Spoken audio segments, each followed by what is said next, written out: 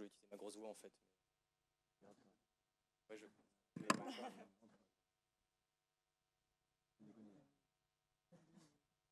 Et effectivement, les micros sont tombés de toi. Sinon,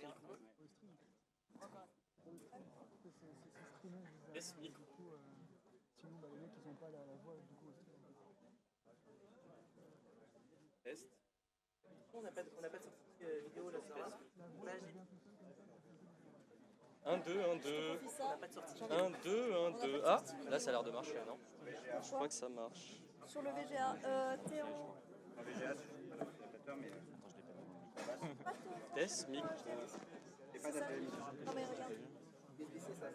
Putain, vous avez tout pété les mecs. Quoi. Bon attends, on a échangé ça. Nous allons faire une présentation de 50 minutes sur comment brancher un VGA. Ça marche ou pas? Ah, c'est pas bon. C'est bien, mais en fait... Je l'ai mis à l'envers. Non. Ah oui, c'est carrément mieux. Je vais carrément moins galérer. Vas-y. Merci. Ah, c'est carrément mieux, ouais. Merci. Accueillant.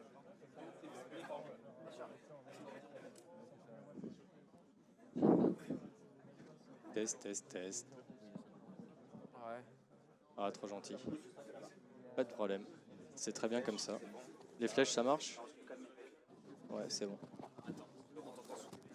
Ah. Là, c'est peut-être mieux. Sinon, je reprends le micro normal. Hein. Après, c'est pas grave. Hein. Ça marche comme ça? Ok. Ok, merci. Merci. Donc, j'ai 50 minutes pile, là, c'est ça? Ok, parfait. T'entends trop souffler, tu le... Ouais, je le décale un peu. Ok. Un peu plus loin de ta bouche. Parfait. Ouais, ça devrait être bon, là. De toute façon, je vais parler fort. Bah, bonjour à tous. Et on touche pas l'écran. Ok, donc c'est bon, toutes les règles sont bonnes. Ok. Bonjour à tous. Donc, pour ceux qui connaissent Stéphane Lebert, bah, c'est pas moi. Voilà, au moins ça c'est donné. Stéphane pouvait pas venir, donc c'est moi, Acryl, pour ceux qui ont peut-être entendu parler, qui fera la présentation. Donc je bosse avec Stéphane Exatrack, on l'a monté tous les deux la boîte. Et aujourd'hui, je vais vous présenter son travail sur l'analyse de dump mémoire et l'analyse de dump mémoire corrompu. L'idée derrière, comme on va l'expliquer, c'est comment depuis un dump mémoire qui est potentiellement corrompu, parfait, comment depuis un dump mémoire qui est potentiellement corrompu, est-ce qu'on peut trouver potentiellement des rootkits qui se seraient installés? Voilà, voilà. Donc c'est un travail que lui a pas mal fait, le dev c'est lui, etc. Mais j'étais là tout le temps à côté, et je l'entendais rager, galérer sur des trucs, trouver des solutions et tout ça. Donc la première question déjà, c'est pourquoi on ferait un memory dump? Bah, très bonne question.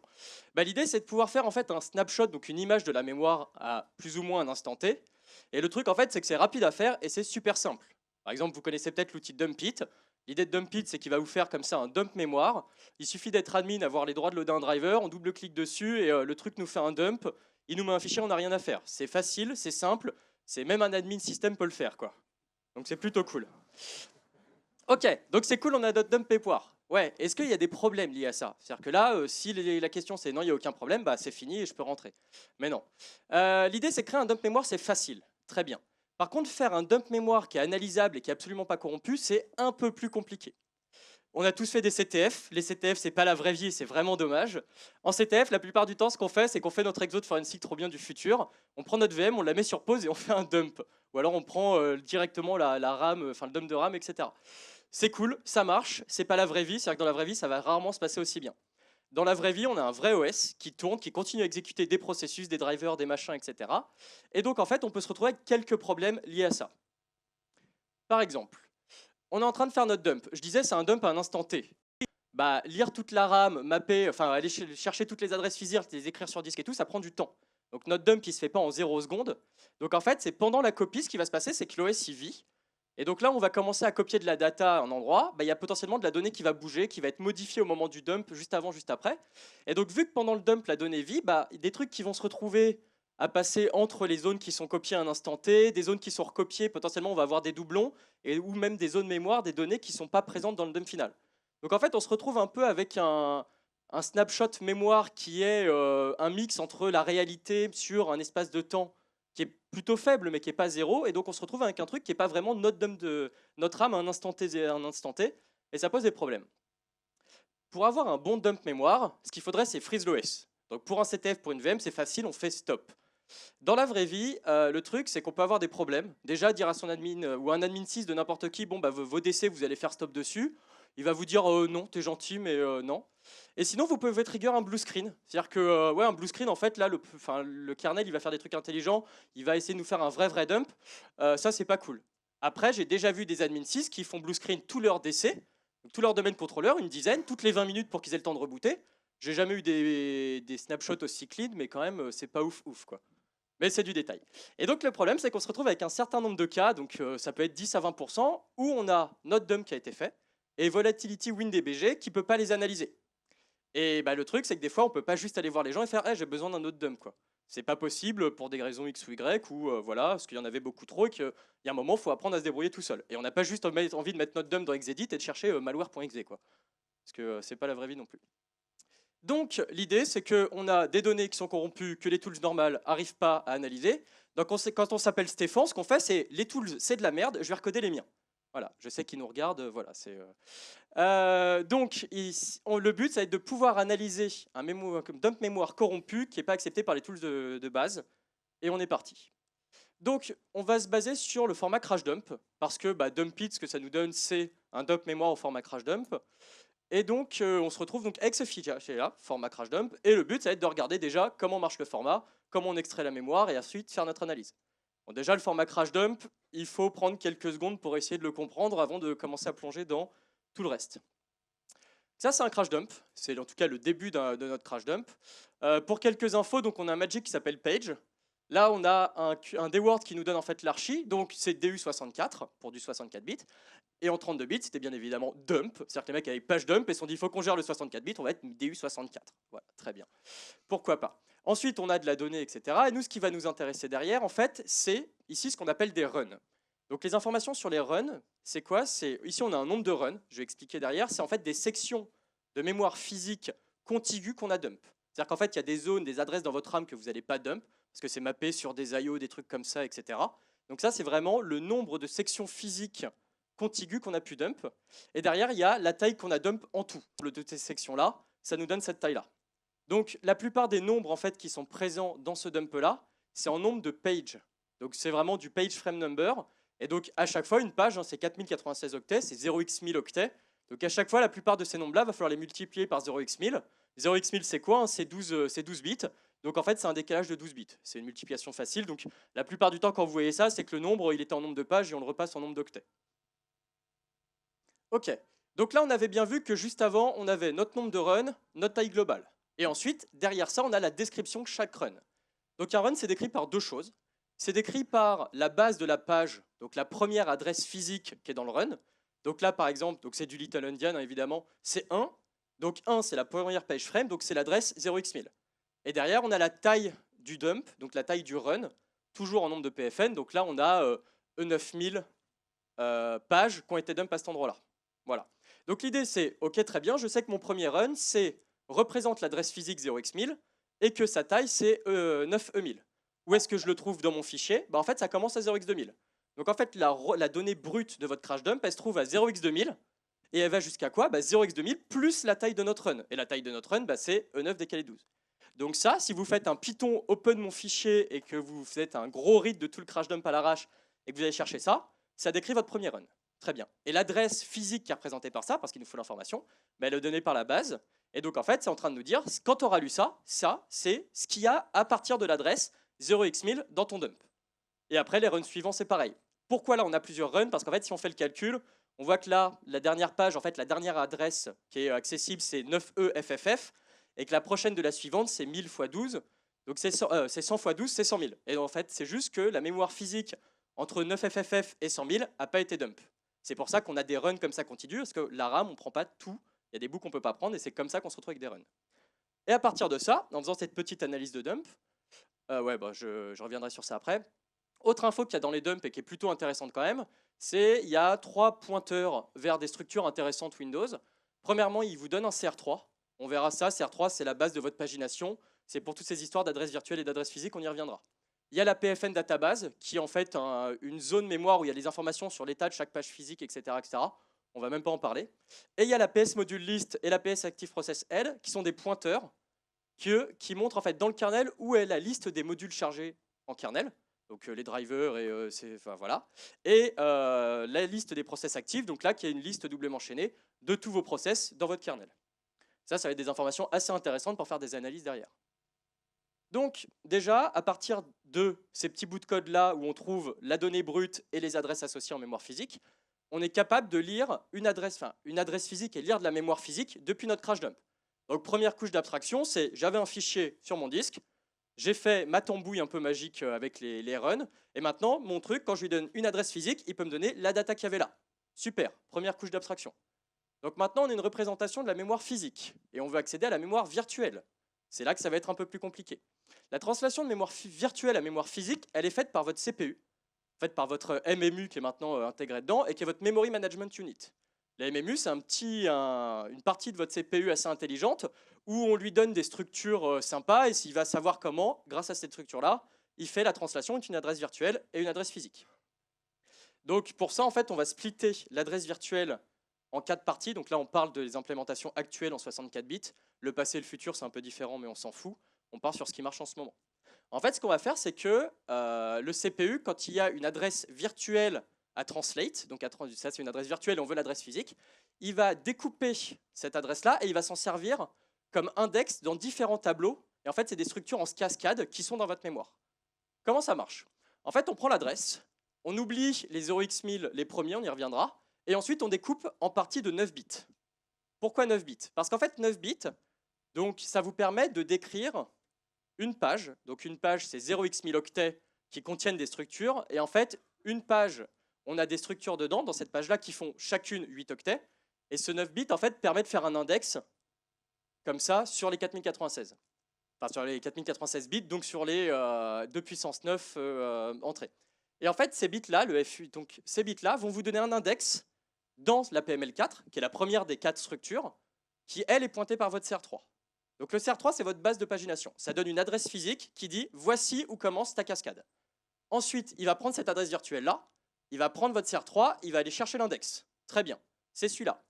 À cet endroit-là, il y a une structure qui lui dit « la prochaine étape de la cascade, elle est à telle adresse physique ». Très bien, prochaine adresse physique, j'y vais.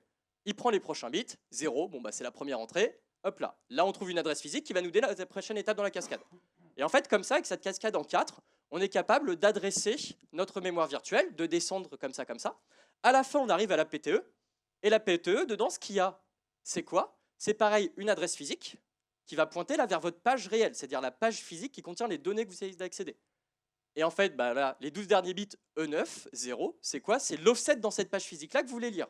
Donc en fait, quand on lit cette adresse-là, on a toute notre descente qui se fait. Ici, dans notre PTE, en jaune, on a une adresse physique qui dit « voici ta page que tu veux accéder ». Et ensuite, on fait notre décalage de E90 dans cette page finale pour lire nos données réelles. Et c'est grâce à cette structure en cascade-là qu'on est capable de faire la translation d'adresse virtuelle en adresse physique. Voilà. Et si on regarde, en fait, ça tombe bien. C'est pourquoi il y en a 4. Parce que, en fait, 4 x 9 plus les 12 de la fin, ça nous fait 48. Et actuellement, 48 bits, c'est le nombre de bits qu'on est capable d'adresser en mémoire physique réelle. C'est-à-dire qu'on dit on a des adresses de 64 bits. Si vous mettez 2 puissance 64 octets de RAM, ça ne va jamais marcher, pour l'instant. Voilà, voilà. Et derrière, en fait, c'est cool, mais j'ai pas trop décrit ce qu'il y avait dans ces entrées-là. Donc on va décrire vite fait quelques champs qui sont assez primordiales. Je disais, il y a l'adresse physique de la prochaine, ou en tout cas des infos. L'adresse physique, en fait, c'est les bits qui sont là. Et voilà. Et comme à chaque fois, on pointe sur des structures qui sont alignées sur 0x1000, ces données-là, on sait que dans la logique utilisée par le processeur, ça sera des zéros, donc on peut stocker d'autres infos. Au bit 0, on a l'information de est-ce que la page est présente ou pas. C'est-à-dire, est-ce que la translation que tu es en train de faire de virtuel à physique, elle a vraiment du sens pour le CPU. Dans le ManIntel, ils disent, pour que ça ait du sens, il faut que ça soit 1, il faut que la page est présente. Si le bit là est à 0, le CPU, il n'en a rien à foutre du reste, vous pouvez mettre ce que vous voulez, tout ce qu'il va vous dire, c'est je ne peux pas le faire, et élever une exception. Ça, c'est un page fault. Ensuite, on a les informations, au cas où la page est présente, si est-ce qu'on peut écrire cette mémoire-là ou pas. Donc, est-ce que c'est du read-only ou du writable? Est-ce que c'est accessible en user? Voilà. Et ensuite, on a l'adresse physique qu'on veut taper, ou en tout cas, les prochaines adresses, soit dans notre cascade, soit l'adresse physique qu'on veut taper. À la fin, il y a quelques bits en software, bah ouais, parce que pour l'instant, il n'y a pas les fils qu'il faut dans le CPU, et le bit de NX. Super. Avec un petit décoding de ça minimal, plus la connaissance de ça, on est capable de coder un truc qui prend une adresse virtuelle, prend un CR3, bien évidemment, en paramètres, fait notre split, fait notre cascade, et nous dit, telle adresse virtuelle, voici l'adresse physique associée. Voilà. Et donc là, on est capable de s'adresser, de s'abstraire de tout ce qui est mémoire physique, et commencer à travailler en virtuel. Tout ce qu'il nous faut, c'est un CR3. C'est cool, on nous en donnait un. C'est-à-dire qu'au début, on a bien vu que le crash dump nous donnait un CR3. Parfait. Donc maintenant, on va pouvoir commencer à décoder des adresses virtuelles et regarder un peu ce qui se passe. Ok, on fait un DQ comme dans WinDBG. Bah ouais, Stéphane, il aime bien réutiliser les commandes qui marchent déjà parce que pourquoi se faire chier, quoi. Donc on fait un DQ, là, on va lire une adresse virtuelle. On fait notre cascade donc, pour aller faire la translation. Très bien, très bien, très bien. On voit qu'à chaque fois, on a un 3, donc la page suivante dans notre cascade est présente. On arrive sur la PTE, donc la dernière qui est censée nous dire où est l'adresse de la mémoire physique. Et là, on tombe sur quoi? On tombe sur un 0 qui nous dit la page n'est pas présente. Merde, elle n'est pas présente, c'est-à-dire qu'elle n'est pas en RAM, la page, en fait. C'est dommage. Qu'est-ce qu'on fait dans ce cas-là? En fait, dans ce cas-là, exactement, il y a un truc qui nous disait dans Intel qu'il y a des bits qui sont software et qui permettent au kernel de gérer un peu sa tambouille dans son coin. Et en fait, le bit 11 dans Windows, c'est le bit de transition. Ça nous dit qu'en fait, la page est plus directement accessible par le processus qui s'en servait, mais nous dit la page est en transition, elle n'a pas encore été soit utilisée par quelqu'un d'autre, soit réécrite ou quoi que ce soit. C'est-à-dire qu'elle est là, elle est plus accessible dans le working set, mais si tu tapes dedans, tu vas fault, mais l'adresse qui est là, elle est encore valide et il y a encore de la mémoire physique derrière.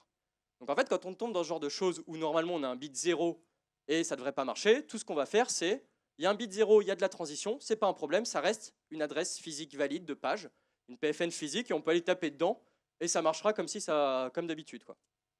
Ok. Un deuxième cas rigolo, alors ça, il est sympa parce que je l'ai vu rager what the fuck assez un bon moment dessus, donc c'est marrant. On va taper une adresse virtuelle, on a cette résolution qui marche, etc. Et la dernière est encore pas présente. Bah ouais, le bit il est pas... Ah merde, fallait pas toucher. Le bit, il est pas 1, donc elle est pas présente, et on n'a pas le bit de transition. Qu'est-ce que c'est que ce truc?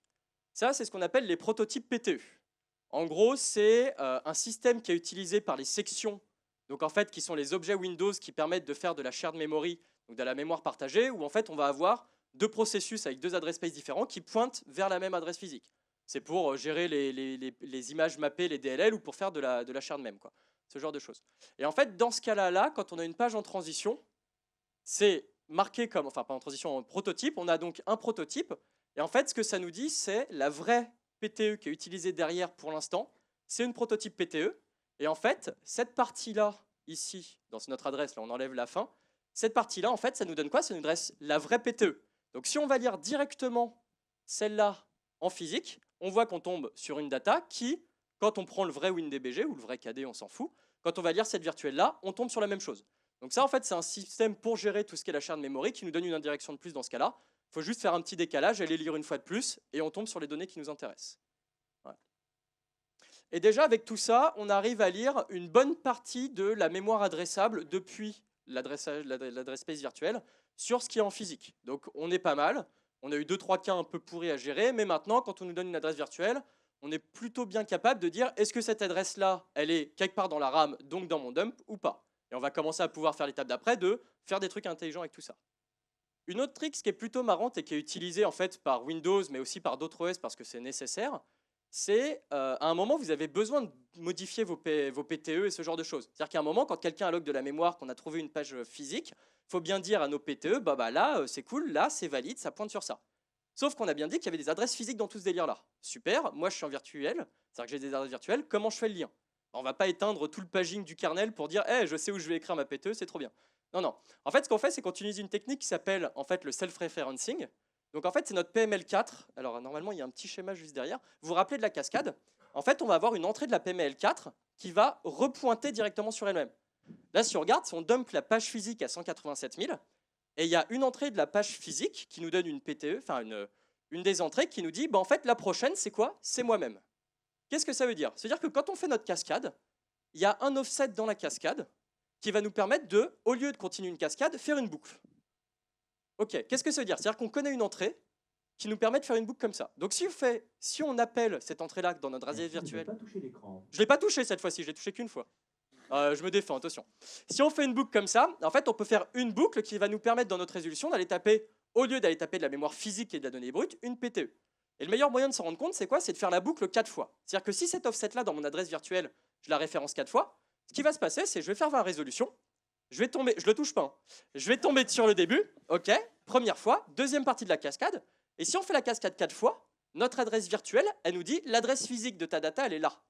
Donc en fait, ça nous fait une adresse virtuelle, et même un range virtuel de 0x1000, qui nous permet en virtuel de lire et écrire la PML4. Donc ça déjà c'est pas mal, ça veut dire qu'en virtuel on sait avec une adresse plus ou moins fixe comment on peut aller taper notre PML4.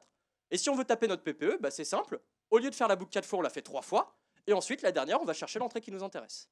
Et comme ça, en changeant le nombre de boucles entre 4 et 0, on peut soit taper l'adressage physique, la data physique qui nous intéresse, soit aller taper les structures de mapping qui sont au-dessus, tout en restant en virtuel.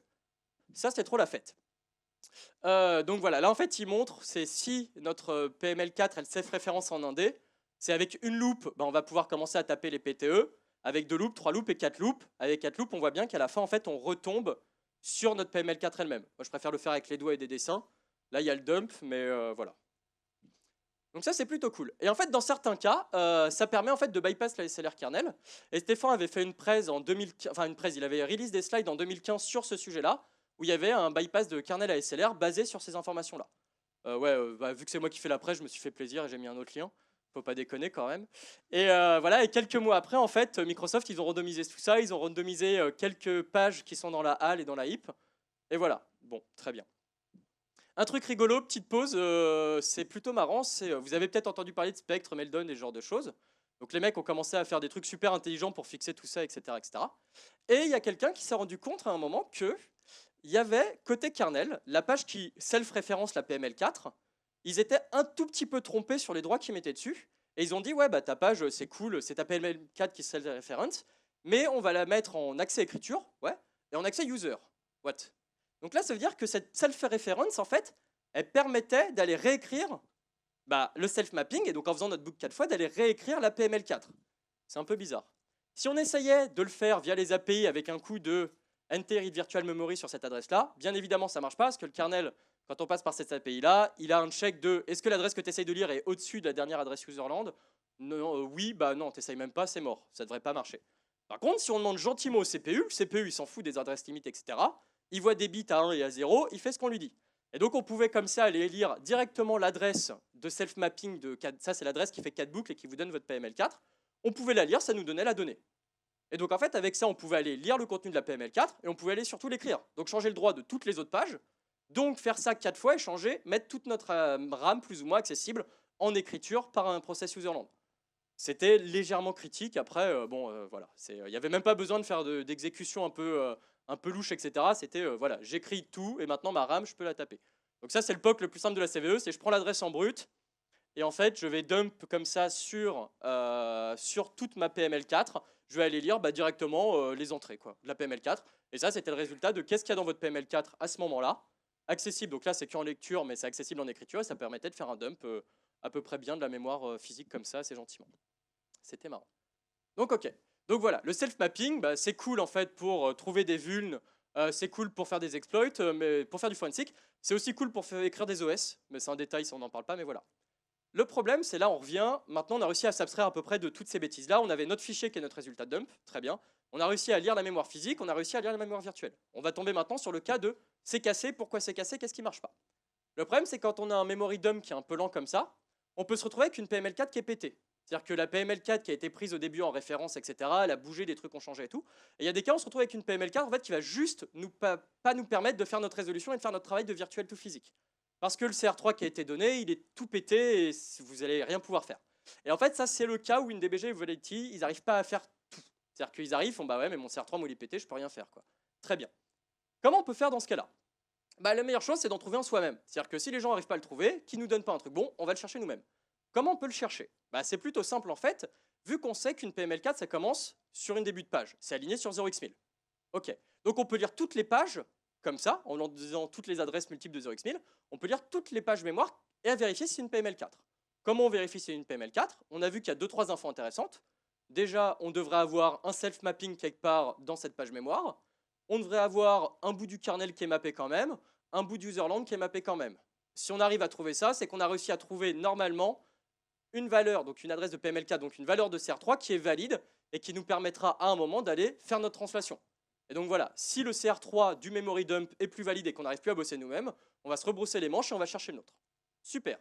Avec tout ça, on avait un truc pété, on a cherché à la main en tapant, en creusant un peu, on a trouvé un CR3 valide, on a réussi à recoder notre translation de virtuel tout jusqu'au même dump, on va pouvoir bosser sur le reste. Donc, ensuite, le but quand même à un moment, c'était bosser sur des mêmes dumps qui sont pétés, et après quand même détecter des rootkits. Ok, là on a fait à peu près la moitié, il y a l'autre moitié. L'idée c'est qu'on va s'intéresser là pour le POC à deux structures du kernel. Donc c'est la liste des process dont on parlait tout à l'heure et la liste des modules. Bah, c'est pratique, c'est les deux informations qui sont données dans le memory dump, donc on va faire ça plutôt simplement. Après, l'idée c'est que comment expliquer ça les symboles de Windows et tout, c'est super pratique, je m'en sers tout le temps, etc. etc. Pour s'en servir, il faut au moins un peu savoir quelle version du kernel on utilise et ce genre de choses. Stéphane il s'est dit, ça me fait chier, j'ai vraiment pas envie de faire ça, en plus on va être dépendant de symboles et on s'appelle pas volatility, ça casse les couilles, on va faire autrement. Donc il s'est dit, c'est très simple, de toute façon on sait à quoi ça ressemble un process, un process il y a des informations dedans, c'est toujours les mêmes, on va se démerder pour retrouver ça en dynamique. Parfait, challenge accepté. Il a fait un premier challenge, il s'est dit, je vais en faire un deuxième, pourquoi pas. Donc on est parti. On va commencer déjà avec la liste des process. Vous vous rappelez que dans le crash dump, au tout début, il y avait mon CR3, ma PFN database, ma module list, ma liste des process. Très bien. Donc ça, on sait que cette liste-là, c'est une liste, en fait, c'est un pointeur donc, vers l'e-process system, donc qui est le premier process qui sera représenté dans les e-process. Et en fait, les e-process, ça a quelques informations intéressantes. C'est-à-dire que si vous regardez avec les symboles cette fois-ci, qu'est-ce qu'il y a dans un process? Il y a 2-3 infos sympas. Il y a la directory table base, qui est en fait notre CR3 pour ce process-là, qui va être setup à chaque fois qu'on change de contexte d'un process. Le unique process ID, qui est littéralement le PID de votre process. La liste doublement chaînée des processus, c'est-à-dire que tous les processus sont dans une liste doublement chaînée qui permet de les parcourir dans les deux sens. Ok. On a le inherited from unique process ID, en fait c'est le PPID, c'est le processus parent, enfin le PID du processus parent. Et un image file name qui est un buffer de 15 caractères qui vous donne le nom de votre process. Super.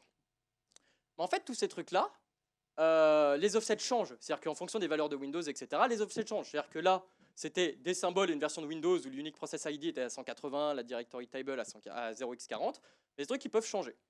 Par contre, la disposition est à peu près toujours la même. Et nous, on a déjà un pointeur sur la tête sur système. Donc en fait, on sait à peu près qu'on devrait trouver quelque chose comme ça. C'est-à-dire des CR3 qui traînent, des unique process ID, une liste doublement chaînée qui va vers d'autres e-process, un PPID et un image file name. Donc en fait, ce qu'on peut faire, c'est inférer un certain nombre de valeurs et faire une recherche comme ça en apprenant à peu près où sont les valeurs. Qu'est-ce que je veux dire? On sait qu'on a un pointeur sur notre e-process system, sur celui-là. Qu'est-ce qu'on sait sur système? Son PID, c'est 4. Donc on sait qu'à un moment, on va devoir trouver un 4 quelque part sur un keyword dans notre structure e-process. On sait que son PPID, c'est 0. Ok. On sait que son nom, c'est système. Donc si on trouve un endroit où il y a système et des 0 sur 15, on peut se dire ça, c'est sûrement le nom de mon process. Et on sait aussi qu'on a une liste doublement chaînée qui devrait nous retourner un truc qui est à peu près de la même gueule. Donc ce qu'on peut se dire intelligemment, c'est je vais prendre cette valeur-là, je vais essayer de trouver déjà où est-ce que j'ai un 4. Ok, là j'ai un 4, très bien. Ici j'ai un 0, ça devrait être facile à trouver. Je cherche un pointeur où quand je le déréférence, j'arrive à trouver des trucs où au même offset que mon 0 là-bas, j'ai un 4. Pourquoi? Parce que le deuxième process, smss.exe, son parent, c'est système. Et si là j'ai un 0 et que là j'ai un 4 au même offset dans ces deux structures-là, je peux me dire il y a de grandes chances que ça soit le parent ID. À partir de ça, bon, pour celui-là, en fait, là, on va pas avoir directement un truc connu, parce que le PID peut changer, mais on peut se dire, si là-bas j'ai un 4 et que là j'ai une valeur qui est à peu près raisonnable pour un PID, ça va aller. Pour le nom, il suffit de trouver sms.exe et vérifier que c'est bien au même offset que système. Et pour les CR3, on a déjà appris à reconnaître un CR3 valide, avec le safe mapping de la PML4, etc. On peut se dire, si au même offset à deux endroits, j'ai deux trucs qui ressemblent à une PML4, on va se dire que c'est ma base d'adresse de mon CR3, et très bien. Et à partir de ça, en fait, juste avec ces deux-là, et ensuite en essayant d'inférer au suivant en faisant notre vérification, on est capable plutôt bien, voire très très bien, en fait, d'inférer le layout de l'e-process pour ce kernel-là, et au moins réussir à extraire quoi? Le PID, le PPID, le nom et le CR3. Donc là, maintenant, on est capable, sans avoir eu les structures, de lister la liste des process, leur nom, leur PID, leur PPID, et surtout leur CR3, donc se mettre dans le contexte de ce processus-là, pour aller faire des checks en userland, par exemple. Ça, c'est plutôt cool. Donc maintenant, on peut lister les process et mapper leur mémoire. C'est plutôt sympa. Le deuxième truc qu'on peut faire à peu près pareil, c'est la liste des modules kernel. Donc par exemple, on avait bien vu, je vous l'avais dit tout à l'heure, qu'en plus de la liste des process, on a la liste des modules chargés. Super. Et bon, la struct est non documentée, je crois bien, mais par contre, elle a des trucs intéressants comme l'autre. C'est-à-dire qu'encore une fois, on a une liste doublement chaînée. Et là, ce qu'on a d'intéressant, c'est qu'on a une image base, qui est un pointeur virtuel en fait vers le PE lui-même en mémoire, parce qu'il y a un moment où il faut qu'il soit quelque part, notre driver, et le nom en Unicode. Donc même avec juste ces infos-là, on est capable de faire de l'inférence assez sympa. C'est-à-dire qu'en fait, ce qu'on doit trouver, bon, c'est déjà le pool leader qui nous dit cette zone mémoire était allouée pour stocker tel type d'information, ça nous aide, très bien. Ensuite, on peut trouver une list entry. Pour l'image base, il suffit d'aller déréférencer le pointeur et vérifier que c'est un truc qui ressemble à un PE. Donc s'il y a un MZ au début et qu'en parsant un peu, on trouve un PE, on est plutôt bien. Ça ressemble un peu, il y a des chances que ça soit une image base. Et puis le nom, déjà, si on arrive à trouver des trucs qui finissent par .6 et ntosKernel.exe en allant déréférencer des pointeurs au même endroit, on peut se dire j'ai trouvé mon PE Unicode vers le nom. Et juste avec en fait ces informations-là, on arrive en fait assez simplement, peut-être pas quand même, mais on arrive à extraire la liste des modules chargés, leur adresse de base et leur nom. Donc voilà, on se retrouve avec ça qui nous dit voici la liste de tes modules et de tes drivers, ton kernel et tout ce que tu as en kernel. Maintenant, qu'est-ce qu'on fait avec tout ça? C'est-à-dire que là, on n'a toujours pas sorti de symbole, de ce truc, de machin, mais on a quand même plutôt bien réussi à faire notre analyse, à faire notre truc virtuel, à retrouver les structures. Maintenant, on va essayer d'analyser ces structures un peu intelligemment. Le premier truc qu'on pourrait chercher, c'est un PE qui a essayé de se cacher. Donc, il y a par exemple essayé de s'enlever de la liste des drivers chargés. Le truc, c'est qu'on sait comment parcourir la mémoire du kernel. C'est nous qui l'avons codé. C'est-à-dire que depuis tout à l'heure, on est là à choper des adresses physiques à l'arrache. On va pouvoir faire ça et essayer de trouver un truc à un endroit, et même les adresses virtuelles, vu que maintenant on peut parser notre pagination. Et donc aller chercher toutes les adresses qu'il y a et trouver un truc qui ressemble un peu. Donc on fait quoi? On fait un memory scan, super simple. On sait le faire, c'est littéralement ce qu'on a codé depuis tout à l'heure. On fait un full memory scan et on cherche deux trucs. On cherche un truc qui ressemble à un PE header. Donc soit on cherche du MZ, du PE, soit il y a des mecs intelligents quand les Z, LZ et PE, mais qui se disent on va laisser le disk be run Windows mode. Donc on cherche ce truc-là, on cherche un peu ce qui peut ressembler à un PE, et on cherche les zones exécutables avec les droits d'exécution. Normalement, pour l'instant, dans le Windows kernel, il n'y a pas de JIT, il n'y a pas de truc en faisant je vais te créer de la mémoire exécutable en random dans des endroits. Donc normalement, si on trouve une zone exécutable, c'est censé appartenir à un driver, un PE identifié. Très bien. On fait notre parcours comme ça et on va tomber sur 2-3 trucs rigolos. C'est-à-dire que là, c'est le parcours. À chaque fois qu'on trouve un truc qui est exécutable ou qui ressemble à un PE, on vérifie si on arrive à identifier à qui il appartient dans la liste des modules qu'on a. Et on va trouver 2-3 trucs rigolos. On va trouver des PE qui sont là, mais qui n'ont pas de point texte, mais qui ont des points ressources. Ça, c'est des PE avec de la data, normalement. Ça devrait aller. Et des fois, on peut trouver sur des trucs comme ça où il y a des adresses. Et le truc nous dit, ouais, le header, il a quand même une sale gueule. Et quand on regarde à cette adresse-là dans le module, qui est plus dans la liste et tout, on voit que, ouais, il n'y a plus de MZ là-haut, il n'y a plus de PE là, mais les mecs qui se sont dit, on va être subtil, on va laisser la string comme ça en brut. On va aussi laisser les rich headers, parce que le rich header, c'est un bon moyen de voir si c'est un PE quand même ou pas. Et en fait, tout est pareil, à part le MZ et le PE. Et en fait, ça, c'est les mecs qui sont retirés de la liste. Ils ont enlevé ce truc-là pour dire que les trucs next-gen qui cherchent juste MZ et PE, on va les bypass assez simplement. Et voilà. Et ça, c'est le rootkit de Turla. Donc c'est un vrai rootkit qui marche très bien, qui rootkit très bien comme un grand, et qui réécrit MZ et PE par des zéros. Et là, on arrive à le trouver à partir de notre dub corrompu. Donc c'est plutôt cool. Et tout ça parce que, ouais, il y a un moment où il a besoin d'exécuter du code, il s'est enlevé de la liste des modules disponibles et ce genre de choses. Parfait. Un autre truc qu'on peut faire aussi, c'est faire un check si le code qui est exécutable de chaque driver, c'est-à-dire le code des drivers, est-ce qu'il match ce que j'ai sur disque. Parce que ouais, c'est cool. J'ai un truc sur disque, c'est signé, je le load, très bien. Et là, je le réécris. Alors, maintenant, bien évidemment, il y a notre PatchGuard qui va nous aider en disant non, BSOD, tu fais pas ça. Il y a des gens qui s'amusent encore très bien à essayer de bypass ou à bypass dans le passé PatchGuard ou à le désactiver. Et donc voilà, si on arrive à bypass, désactiver PatchGuard, on pourrait faire ce genre de choses. Mais là encore, c'est vachement simple, c'est-à-dire qu'on a réussi à identifier toutes les adresses virtuelles qui appartiennent à un driver, on a la liste des drivers, on peut aller faire ça. Si on a récupéré derrière les .6 de MS ou d'autres gens, on a ce qu'il devrait y avoir en vrai en mémoire, et on peut faire un diff. Et quand on fait un diff, par exemple là, sur ataport.6, c'est cool, mais là, on voit qu'il y a des trucs qui changent un peu. C'est-à-dire qu'il y a du 48, ok, ça c'est normal, c'est 64, ça commence presque toujours comme ça. Et après, on a des trucs qui n'ont rien à voir. Et en fait, on voit que ataport.6, son code, il a changé d'un header d'un prologue à peu près sympa de fonction à je mets dans une valeur array que j'aime dessus. Genre le hook le plus basique du monde en 64 bits, c'est je vais jumper sur une adresse 64, YOLO. Et en fait, ça, c'est un truc qui n'est même pas mappé. Il n'y a pas des modules qui identifient à cet endroit-là. Et ça, c'est vraiment genre j'ai hooké ce truc-là et je vais faire ma tambouille. Et ça, cette modification-là, c'est Gaps qui la faisait. Et si je dis pas de bêtises, il la faisait pour que, déjà, pouvoir modifier ce que vous pensiez lire sur disque. Et que, par exemple, dans le cas de Gaps, quand vous essayez de lire le MBR, il avait son MBR tout pourri à lui, qui était son bootkit. Et il faisait, ouais, t'inquiète, le MBR, il est bien, et il te renvoyait autre chose. Et en fait, ça, c'était sa façon de hooker comme ça et de changer ce qui était normalement lu et écrit sur le disque. Voilà. Et donc, en fait, on se rend compte que... Putain, je suis large. On se rend compte qu'en fait, c'est possible d'analyser depuis un truc à peu près corrompu et que Volatility et WinDBG ne veut pas ouvrir. Il faut juste pas mal d'huile de coude. Faut YOLO un peu quand on veut trouver une PML4 valide. C'est-à-dire que quand quelqu'un vous dit « il n'y en a pas, la pagination elle est pétée dans ce dump-là », on ne le croit pas et on cherche à la main en creusant tous les 0x1000 octets pour trouver un truc. Et voilà. Et une fois qu'en fait on a codé toute cette tambouille-là de je veux trouver des mémoires physiques dans mon dump et je veux faire ma translation, bah, on est déjà en fait des outils très très puissants pour trouver des PML4 et réparer notre virtuel, et surtout après pour aller explorer absolument n'importe quoi en physique, en virtuel, etc. Et donc après faire de la détection de rootkit plutôt marrante. Et là, enfin, les détections, c'est pas des techniques de détection non plus du futur, quoi. C'est, je vais chercher s'il n'y a pas un PE qui est là et qui s'est enlevé de la liste et qui a écrit son MZ. Et de l'autre côté, c'est je vais aller vérifier si ce qui est en mémoire, c'est ce qu'il devrait y avoir en mémoire. Donc voilà, c'est-à-dire que nous, de notre côté, maintenant, on fait des trucs un peu plus avancés, un peu plus sympas. C'est-à-dire que y a PatchGuard, il fait des trucs, mais il fait pas tout. Il y a des gens qui continuent à s'amuser à dev des trucs un peu poussés, à faire d'autres types de détection. Et donc voilà. Mais déjà, rien qu'avec ça, on a une bonne base pour détecter des rootkits qui marchent très bien. Et voilà. Et je crois que c'est à peu près tout. Donc voilà. Si vous avez des questions, n'hésitez pas. Et merci de votre attention. Et cliquez où vous voulez. Et, merci à Windows Internals quand même, parce que c'est toujours très utile de l'avoir. Quoi ? Parce que j'attends la 7.2 avant de mettre merci sur la 7. Malin.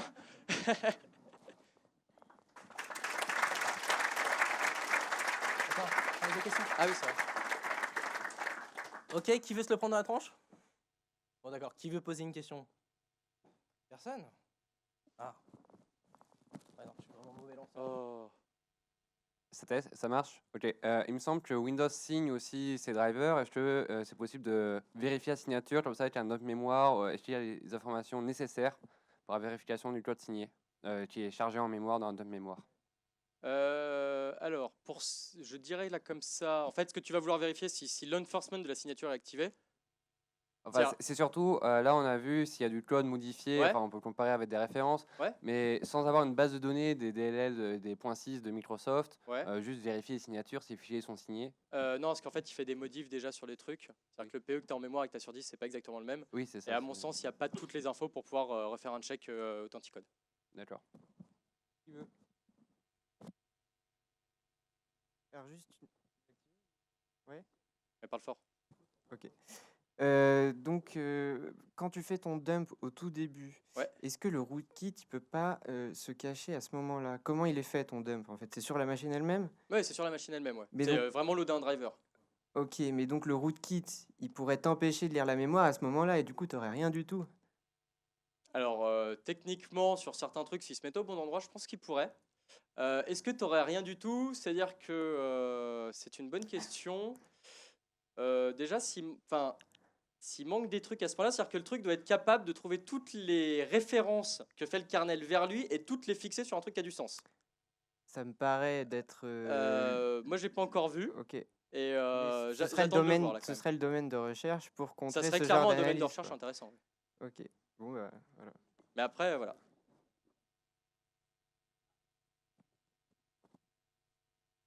Ah, un mort. Il il y a juste une chose que j'ai pas comprise au moment de la pagination, donc il me semble que c'était dans le PML4. Ouais. Du coup, il y avait un bit, enfin un octet qui était accessible en user qui nous permet de lire et écrire dans la PML4, il Ouais. me semble. Ça, c'est donc tu avais évoqué Spectre.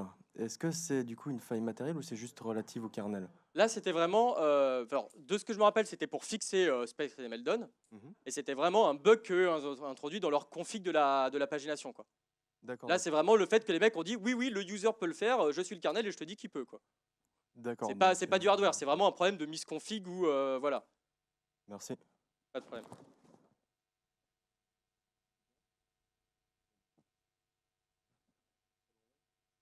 Merci pour votre attention et voilà.